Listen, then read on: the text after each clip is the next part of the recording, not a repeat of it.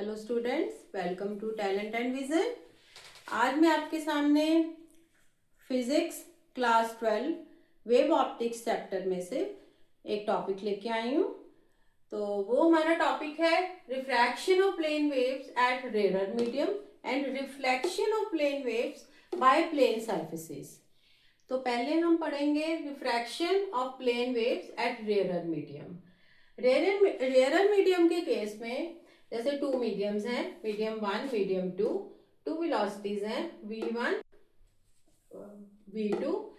तो एंगल इस केस में जब plane wave bends away from the normal, तो इस केस में angle of incidence will be less than angle of refraction. तो मतलब angle r will be greater than angle I। Okay, तो v2 जो है v2 will be greater than v1. फिर in the case of plane surfaces, angle I will be equal to angle R. इसमें AB जो है हमारी incident wave front है, CE जो है रिफ्लेक्टेड वेव फ्रंट है। तो उस केस में angle I will be equal to angle R। तो इसको हम कुछ एग्जाम्पल्स के साथ डिस्कस करेंगे।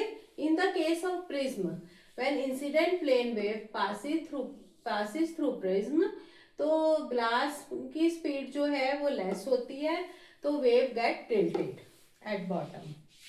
In the case of convex lens, when the incident plane waves passes through the lens, then at the center part transverses to the thickest portion, it gets more delayed and it converges at F and becomes spherical.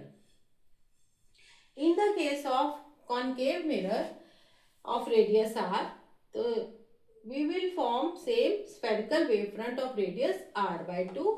Spherical will converge at F, and at center waves will get more delayed and it will converge at F.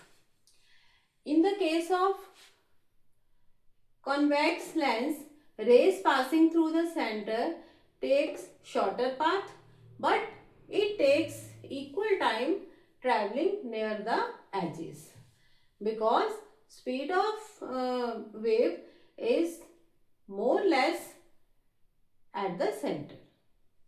Okay, hope आपको मेरी video पसंद आई होगी। अगर और concept clear हो गया होगा।